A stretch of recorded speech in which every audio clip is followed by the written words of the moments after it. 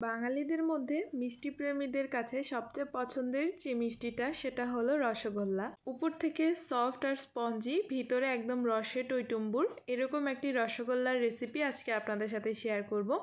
তো hello viewers, আসসালামু আলাইকুম and welcome back to my channel.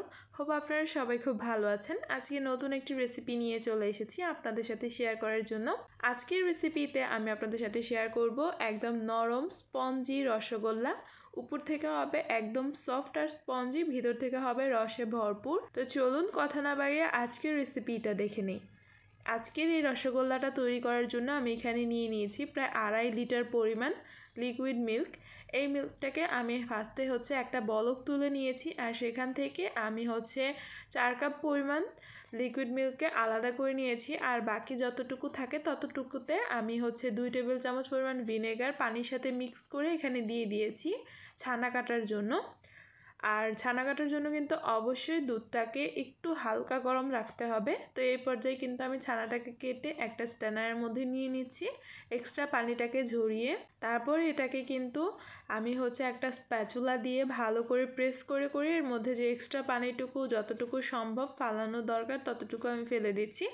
তারপর এটাকে একটা সাদা কাপড় দিয়ে পেঁচিয়ে রেখে দিয়েছিলাম প্রায় আধা ঘন্টার জন্য, যাতে করে এর মধ্যে যত এক্সট্রা পানি আছে সবটুকু বের হয়ে যায়। তারপর এটাকে আমি একটা বড় প্লেটের মধ্যে নিয়ে নিয়েছি। এই ছানাটাকে এখন মেখে নিব। আর ছানাটা দেখতে পাচ্ছেন কোনো রকম একটু ভেজা ভেজা নেই, একদম শুকিয়ে গিয়েছে। এ পর্যায়ে আমি এখানে দিয়ে দিয়েছি 1/2 চা চামচ পরিমাণ ময়দা, দিয়ে দিচ্ছি আমি এখানে 1/2 চা চামচের চেয়ে কিছুটা পরিমাণ কম চিনি, আর 1 চিমটি পরিমাণ লবণ। এখানে আমি কোনো রকম বেকিং পাউডার কিংবা বেকিং সোডা ব্যবহার করব না। তো সব কিছু ভালো করে আমি হাতের সাহায্যে মাখিয়ে নিচ্ছি। এখানে কিন্তু আমি একদম ডলে ডলে মেখে নিব না, আমি যেভাবে মাখছি সেভাবে করে মেখে নিচ্ছি। তো মেখে নেওয়ার পর এটাকে আমি ছোট ছোট বল করে নিয়েছি। আর এই সাইডে চুলার মধ্যে আমি পানি দিয়ে দিয়েছি প্রায় 3 কাপ পরিমাণ, এর মধ্যে আমি 1 কাপ পরিমাণ চিনি দিয়ে দিয়েছি, আর ফ্লেভারের জন্য দিয়ে দিচ্ছি একটা এলাচ। তারপর এটাকে নেড়ে চেড়ে আমি বলক তুলে নিয়েছি। এর মধ্যে আমি দিয়ে দিচ্ছি যে ছানার বলগুলো তৈরি করে রেখেছিলাম এগুলার সাইজ আপনারা চাইলে নিজেদের ইচ্ছা মতো বড় ছোট করে নিতে পারবেন। তো এখন এটাকে ঢেকে আমি বলক তুলে নিচ্ছি, মানে এই ছানাটাকে প্রায় 10 মিনিটের মতো রান্না করে নিব।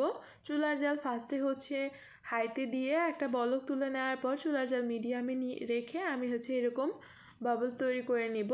প্রায় 10 মিনিট পর চুলার জালটা বন্ধ করে আমি এটাকে এইভাবে রেস্টে রেখে দিব। তো এটাকে আমি মাঝে মাঝে এরকম একটু হাতলটা ধরে নাড়িয়ে দিয়েছি, যাতে করে সবগুলা মিষ্টিতে রসটা ভালো করে ঢুকে। তারপর এই তো 10 মিনিট আমি এটাকে রান্না করার পর আধা ঘন্টার মতো রেস্টে রাখার পর এখন এটাকে সার্ভ করে নিয়েছি।